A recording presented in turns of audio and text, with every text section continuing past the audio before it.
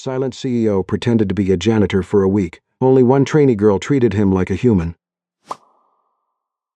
Among dozens of trainees desperate to impress, only one young woman, Maya Bennett, stopped beside him and asked, "Do you need a hand with that?" She had no idea she had just shown kindness to the most powerful man in the company. Because no one inside the 47-story tower knew the quiet janitor mopping the floors every morning was actually Evan Cole, the cold, silent CEO they had only ever seen on financial news. For 1 week he kept his head down. He picked up discarded coffee cups. He listened to casual insults. He watched polished smiles from people who loved talking about company culture while treating invisible workers like robots. And Evan had no idea that this intern from the small town was about to change his life forever, and would force him to confront the most painful truth. His company wasn't short on talent. It was short on people who still knew how to see another human being. No one inside the 47-story headquarters of Cole and Hartwell Logistics knew that Evan Cole had stopped being their CEO that Monday morning. At least, not in any way they could recognize. At 8:05 a.m., Evan sat at the head of the executive conference table, looking past the glass walls toward downtown Chicago. The city below was already awake, trucks rolling through narrow streets, trains crossing steel bridges, the lake sitting gray beneath a hard morning sky. Behind him, Claire Donovan clicked to the next slide. "Employee satisfaction is up 12%, she said smoothly. "Training engagement is strong. The new trainee cohort has responded extremely well to our leadership pipeline." On the screen, bright blue bars climbed upward. Respect, inclusion, and accountability are the top 3 words used in feedback forms. Several executives nodded. Evan did not. He was 37, silent by reputation, feared by people who mistook stillness for anger. Most employees only knew him from financial news interviews and the framed portrait in the lobby. Cold, brilliant, untouchable. But that morning, beneath Claire's glossy report, lay a folded letter written in uneven blue ink. It was from Walter Simmons. Walt was 63, a janitor who had worked in the building for 18 years. He was out on medical leave after knee surgery, but before leaving, he had written directly to Evan, "Mr. Cole, I don't think you know what your company feels like from the bottom floor." The letter described custodial staff being ignored, security guards being mocked, warehouse workers blamed for software failures, and complaints disappearing inside human resources. The last sentence had followed Evan all weekend. "Sir, this place still runs, but I don't know if it still has a heart." Claire ended her presentation with a calm smile. "As you can see, the culture is healthy. Isolated concerns exist, of course, but nothing systemic." Evan looked up. "Did Walter Simmons file a complaint before his leave?" Claire's smile tightened just slightly. "Yes, we reviewed it, and it did not require escalation. Walt has been under physical stress. Sometimes long-term employees struggle with change." Evan said nothing. That was what unsettled people most about him. He rarely raised his voice. He simply became quieter. That night, after the executive floors emptied, Evan took the service elevator to the basement. In a narrow supply room, a gray uniform hung from a hook. A temporary badge was clipped to the pocket. Ed Miller, Facilities Evan removed his watch and placed it in his coat pocket. By Monday morning, Evan Cole had disappeared from the top floor. Ed Miller arrived at 6:40 a.m., pushing a yellow mop bucket. No one looked at him twice. On the trainee floor, 18 new hires gathered outside a glass-walled classroom, carrying laptops, coffee, and nervous ambition. Evan lowered his head and began mopping near the coffee station. A young man in a navy blazer stepped around the wet floor sign without slowing. "Careful," Evan said quietly. The trainee glanced back, irritated. "Then maybe don't mop where people walk." A few others laughed. Later, a woman from marketing placed an empty cup on Evan's cleaning cart, though a trash can stood 3 feet away. "Thanks," she said, already walking off. By mid-morning, Evan understood what Walt meant. It was not one dramatic act of cruelty. It was 100 small permissions. A door left to close in someone's face. A spill abandoned for someone else. A name ignored because a uniform had replaced it. Then a chair scraped across the floor. Evan turned. A young woman was moving it out of his path before he reached the corner. She wore a simple cream blouse, black slacks, and shoes that looked new but not expensive. "Sorry," she said. "I didn't want you to have to mop around it." Evan looked at her name tag. "Maya Bennett, Trainee Program, Ohio." "That's all right," he said. She hesitated, then asked, "Do you need a hand with the others?" It was a small question, ordinary, human. Inside the classroom, other trainees were laughing too loudly at Claire's jokes, standing straighter whenever a manager passed. But Maya had stopped for a janitor no one else bothered to see. "No," Evan said softly. "I've got it." Maya smiled. "Well, thank you for keeping this place from falling apart." Then Claire called everyone inside. Evan stayed in the hallway, one hand resting on the mop handle, watching Maya take her seat behind the glass. For the first time in years, he wondered if the most important meeting in the building was not happening upstairs. Maybe it was happening right here, beside the wet floor sign, where only one person had remembered he was human. Maya Bennett had spent the night before orientation ironing the same cream blouse twice. It was not expensive.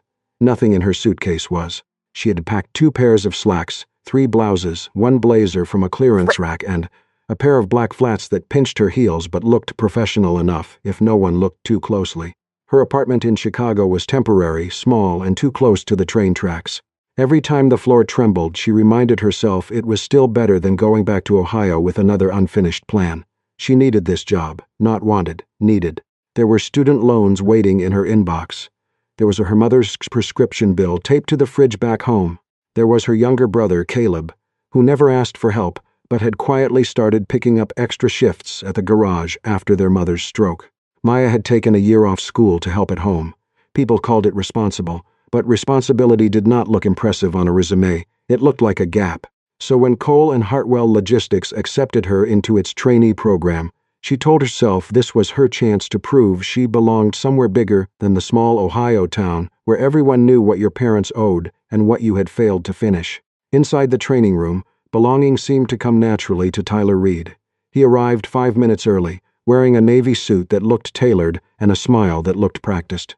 By 9:15, everyone knew he had graduated from Northwestern, interned in New York, and once had coffee with someone who now worked in private equity. He did not brag exactly. That was what made it effective. He dropped achievements gently, as if embarrassed by them, and let other people pick them up. Claire Donovan noticed him immediately. "Excellent point, Tyler," she said after his first answer. Tyler smiled, modest and bright. "Just building on what you said." Maya wrote that sentence down, then crossed it out. She could analyze warehouse delays, compare route efficiency, and spot flaws in a workflow after 10 minutes of watching people move. What she could not do was make powerful people feel clever while pretending the idea had been theirs all along. During the first break, the trainees gathered near the coffee station. Maya stood a little apart, stirring powdered creamer into coffee that tasted burnt. Tyler leaned against the counter with 2 other trainees, Brandon and Elise. "So," Brandon said, nodding toward the hallway, "is that the guy from facilities assigned to us all week?" Evan, still wearing the name badge that said Ed Miller, was wiping coffee rings from a nearby table. Tyler glanced at him. "Looks like it. Good, we're important enough to get our own janitor." Elise laughed. Maya looked down at her cup. It would have been easy to say nothing. Everyone else did. Tyler picked up a used stir stick and tossed it toward the trash. It missed, landing beside Evan's cart. "Oops," Tyler said. "Ed's got it." Evan bent down without a word. Maya stepped forward first, picked up the stir stick, and dropped it into the trash. Tyler watched her. "You didn't have to do that." "I know," Maya said. "That's kind of his job." Maya met his eyes. Making the mess wasn't. The little circle went quiet, not dramatically, not enough to become a scene, just enough for the air to change. Tyler gave a short laugh. "Ohio, right?" Maya felt the word hit the way he intended it to. Small, unsophisticated, out of place. "Yes," she said. He smiled. "That explains the manners." For a second, Maya almost smiled back. That was what people did when they wanted to survive a room. They softened insults by pretending not to understand them. Instead, she took her coffee and returned to her seat. Across the hall, Evan kept wiping the table, but his eyes followed her. The morning continued with team exercises, leadership assessments, and Claire's polished speeches about culture. "At Cole and Hartwell," Claire said, "we value confidence, we value initiative, we value people who know how to step forward." Maya wondered if there was room for people who stepped aside so someone else would not have to bend down. At lunch, boxed meals were brought into the training room. The trainees ate quickly while trying to sound impressive between bites. When they finished, most left their containers scattered across the tables. Tyler stacked his empty salad bowl on Evan's cleaning cart as he passed. "Thanks, Ed," he said without looking at him. Maya stood, gathered her own trash, then quietly picked up 2 containers left by others. Brandon smirked. "Careful, Maya. Keep that up and they'll promote you to facilities." A few people laughed. Maya's face warmed, but she kept walking to the trash can. She did not make a speech. She did not shame anyone. She simply did the thing that should have been normal. That was what unsettled Evan most. She was not performing kindness. She was paying for it. By the end of the day, he had seen the pattern clearly. Tyler was rewarded for sounding like a leader. Maya was punished, softly and socially, for acting like a decent person when no one important was watching, and the worst part was that Claire seemed to prefer it that way. When the trainees filed out, Maya was the last to leave. She noticed Evan lifting a heavy stack of chairs near the wall. She paused. "Are you sure you don't need help?" Evan almost said no again. Then he looked at the room behind her, the abandoned cups, the expensive notebooks, the crumbs left on the carpet by people being trained to lead his company. He lifted one end of the stack. "You can grab the other side." Maya smiled, tired but genuine. Together they moved the chairs back into place. For the first time that day, Evan did not feel invisible. And for the first time, Maya did not feel entirely alone. By Wednesday morning, the trainee program stopped feeling like orientation and started feeling like a competition. Claire Donovan walked into the glass-walled training room, carrying a stack of folders against her chest. She placed them on the front table and looked at the 18 trainees as if she were already sorting them into winners and leftovers. "Today begins your first major assessment," she said. "You'll work in teams to design a proposal for improving delivery efficiency across our Midwest routes." Several people straightened in their chairs. Maya did too. Claire continued, "You'll present your findings Friday morning to senior leadership. We're looking for strategic thinking, data clarity, and executive presence." At the phrase executive presence, Tyler Reed smiled. He was chosen as Maya's team lead within 5 minutes. No vote was taken. Claire simply glanced around the room and said, "Tyler, why don't you coordinate Group 3? Tyler accepted with just the right amount of humility. "Happy to help." Maya sat across from him with 3 other trainees. Brandon opened the shared document. Elise searched for past delivery reports. Tyler uncapped a pen like someone preparing to sign a treaty. "Okay," he said. "Let's think big. Automation, regional hubs, cost reduction." Senior leadership loves clean, scalable ideas. Maya looked at the route data on her laptop. "Clean ideas don't always work cleanly," she said. Tyler glanced up. "Meaning?" She turned the screen slightly. "The Midwest delays aren't only about route distance. Look here. Late deliveries spike after storms, but the software doesn't seem to adjust driver schedules enough. Drivers still get penalized when the route was unrealistic from the beginning." Brandon frowned. "How would you know that?" "I worked in a warehouse back home," Maya said. "Small operation, but same pattern. Dispatch would promise delivery windows that looked good on paper. Then drivers got blamed when weather, loading delays, or bad routing made them impossible." Tyler leaned closer, suddenly interested. Maya continued, gaining confidence. "And warehouse teams get blamed too. But if a truck arrives late because the schedule was impossible, the whole dock backs up. Then the warehouse looks inefficient. It's not one department failing. It's the system protecting itself by blaming whoever has the least authority." For once, no one laughed. Elise typed quickly.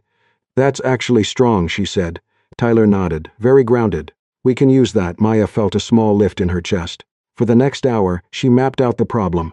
Route software that ignored local weather patterns. Warehouse shifts that were understaffed during predictable rush windows. Driver feedback that never reached decision makers. She suggested a pilot program that paired data analysts with warehouse supervisors and drivers before routes were finalized. Tyler listened carefully. Too carefully, Evan thought. He was outside the room, wiping fingerprints from the glass wall. From there, he could see the shared document projected faintly on Maya's laptop. Her name appeared beside several bullet points. By lunch, Tyler was praising her. "Maya, this is good," he said. "Really good. It just needs a more executive frame." She smiled, uncertain but grateful. "Sure, I can clean up the language." "I'll handle that," Tyler said. "You've got the field perspective. I'll make it boardroom ready." The phrase bothered her, but she let it pass. That evening, after the others had gone, Maya opened the shared document from her apartment. The train rattled past her window as the file loaded. At first, she thought she had opened the wrong version. Her section was gone, not deleted exactly, absorbed. Her observations about drivers, weather, and warehouse bottlenecks had been rewritten under a new heading. Tyler Reed, Strategic Operations Framework. Her name had been moved to a smaller section near the bottom. Supporting research. Maya stared at the screen until the words blurred. She clicked version history. There it was.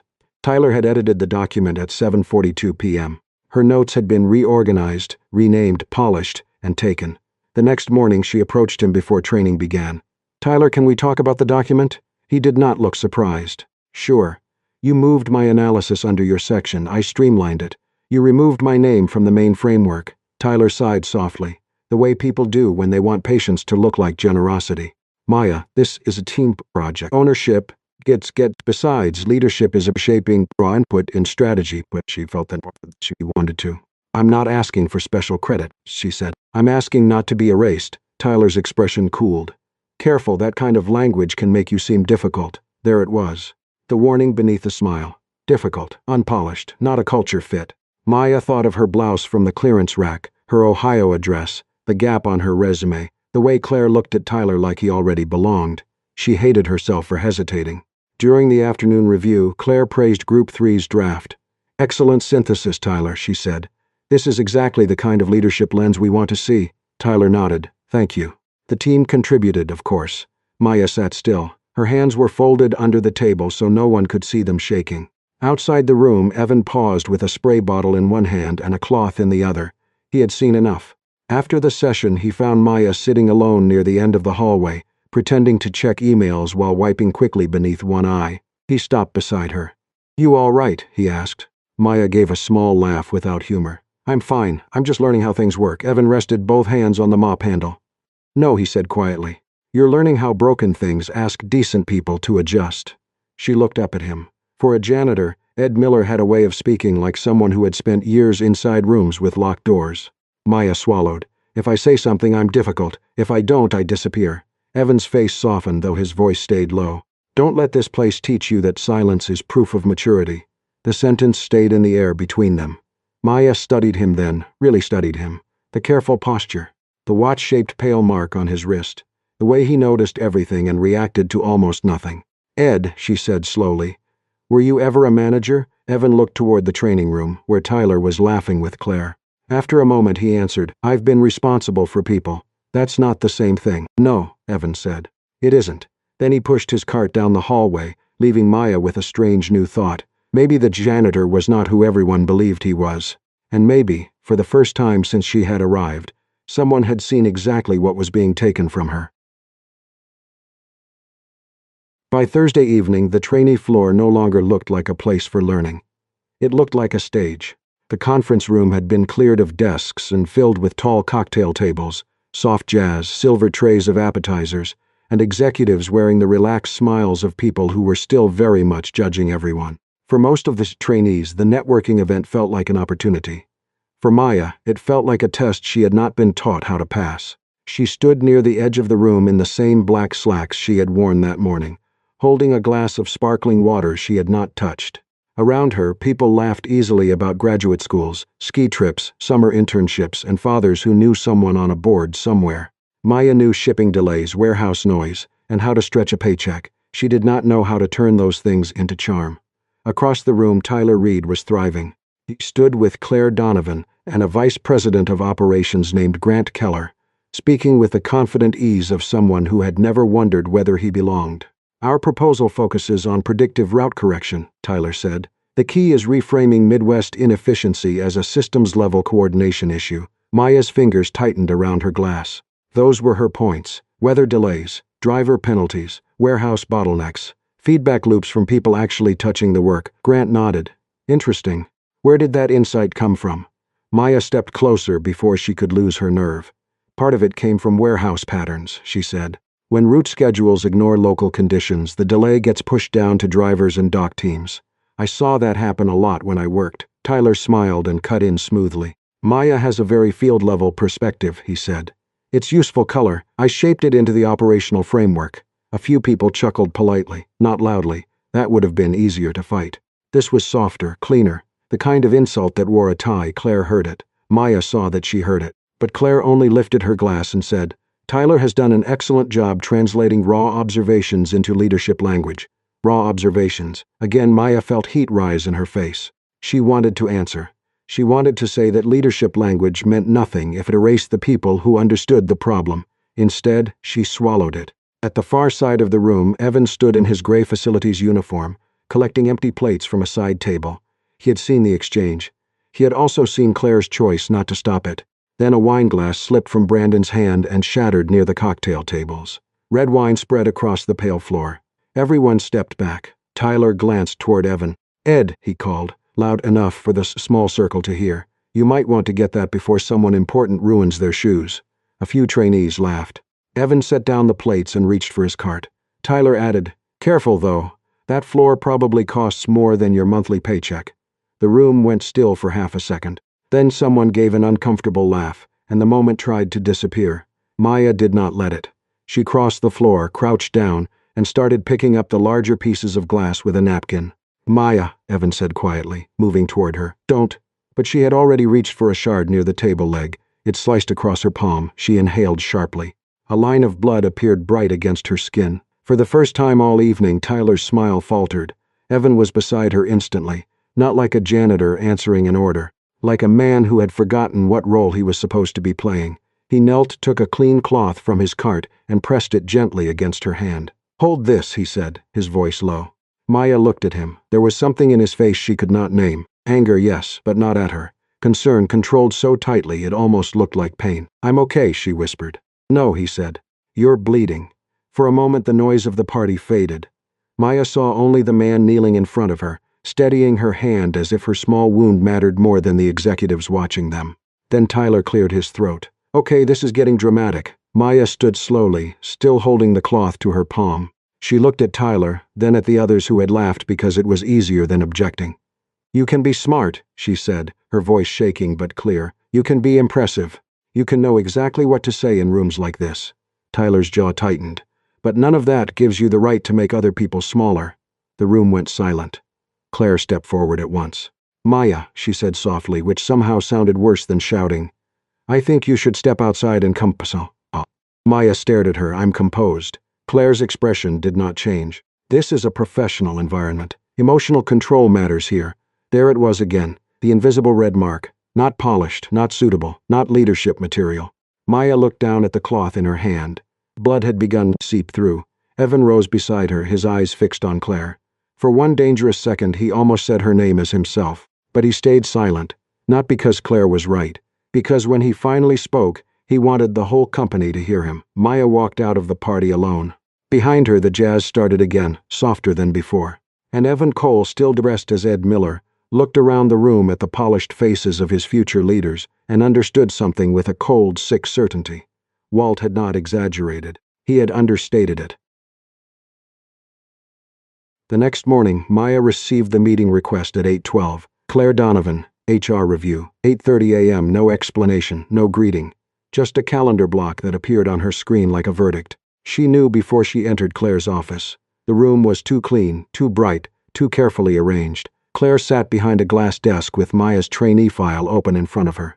A red digital note glowed beside Maya's name. Claire smiled as if this were a kindness. "Maya, I want to begin by saying you have potential." Maya sat very still. "But potential has to be paired with adaptability," Claire continued. "Last night raised concerns about your emotional control in a leadership environment." "My hand was bleeding," Maya said. "And I'm sorry that happened. But the issue is not the injury. It's how you handled the moment afterward." Maya looked at the file. Claire did not try to hide it. Not leadership material. The words seemed small on the screen. Smaller than they felt. Claire folded her hands. "This program is competitive. I don't want one uncomfortable evening to define your professional reputation. If you chose to withdraw voluntarily, we could frame it as a timing issue. You could reapply in 6 months." Maya understood then. Claire was not offering mercy. She was offering disappearance. "What about Tyler?" Maya asked quietly. "What he said to Ed, what he did with the project." Claire's expression cooled by 1 degree. "Tyler demonstrates executive maturity. You may disagree with his style, but leadership often requires confidence. Taking credit for someone else's work is confidence." Claire leaned back. "Be careful, Maya. Accusations require evidence." There was nothing more to say. Maya left the office with her folder pressed against her chest, though she could not remember picking it up. She walked past the elevators, past the training room, past the coffee station where someone had already spilled sugar and left it there. At the stairwell door, she finally stopped. The concrete steps were empty and cold. Maya sat down halfway between floors and covered her mouth with one hand, not because she was crying loudly, but because she was afraid she might. The door opened a few minutes later. Ed Miller stepped inside carrying a small first aid packet and a bottle of water. Maya laughed once, bitterly. "Do you just appear whenever someone's having the worst day of their life?" Evan looked at her bandaged palm.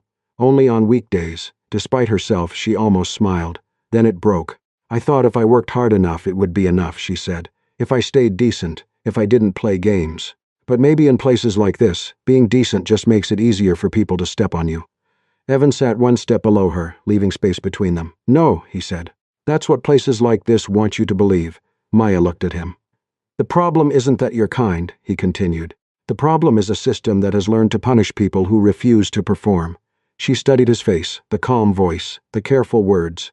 The way he sounded less like a janitor comforting a trainee, and more like a man confessing to something he had helped build.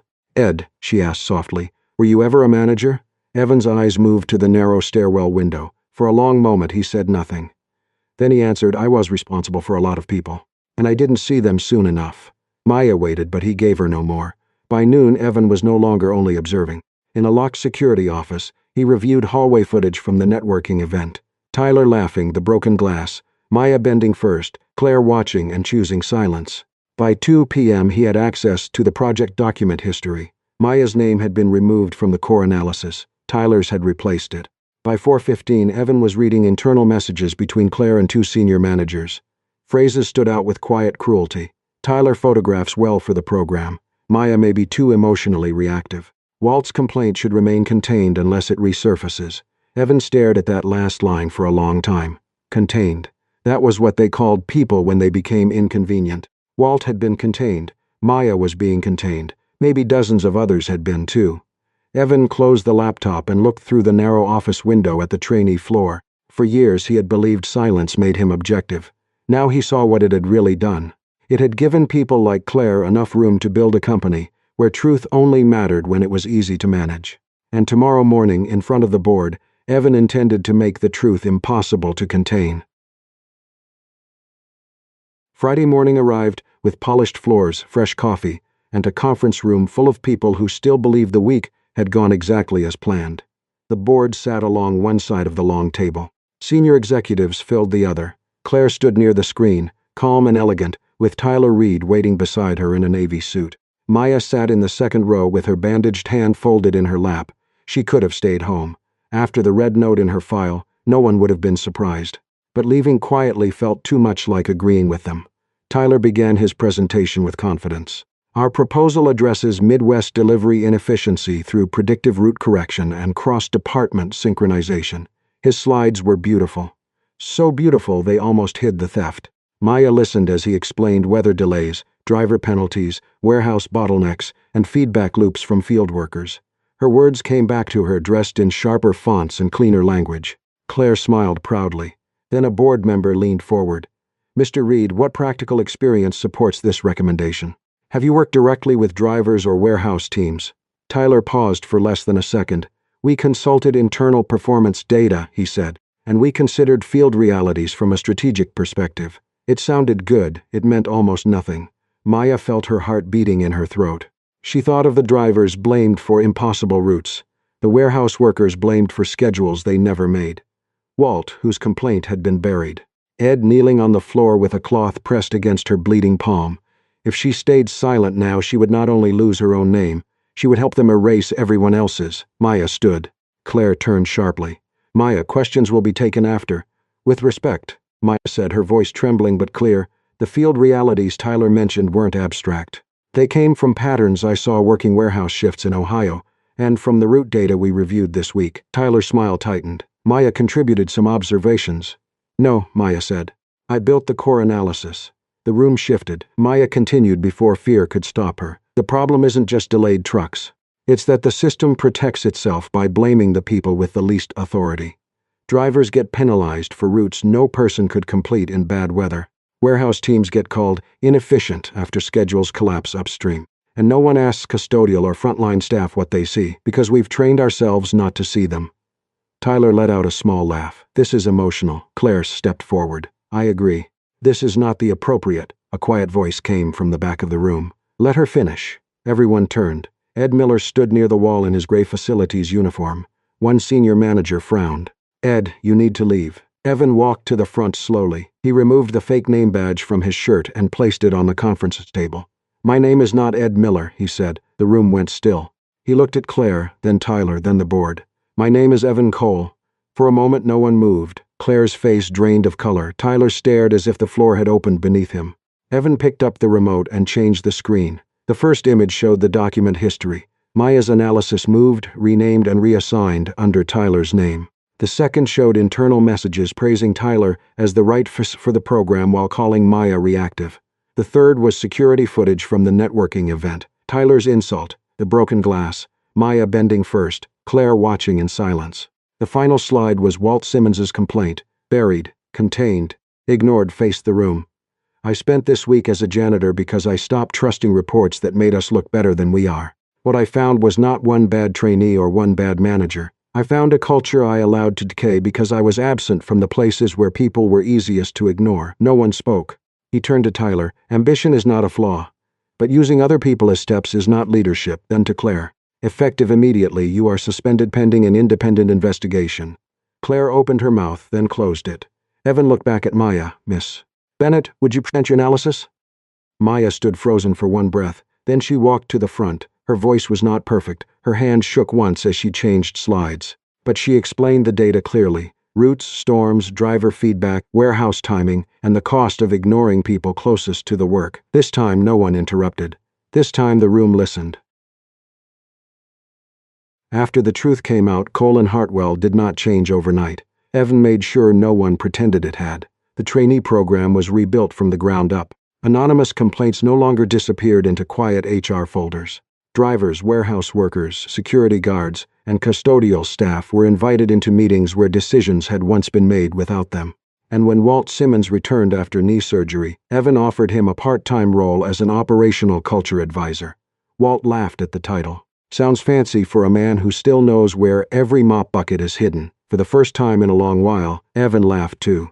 Claire resigned after the internal investigation. The official announcement was careful, but everyone understood what it meant.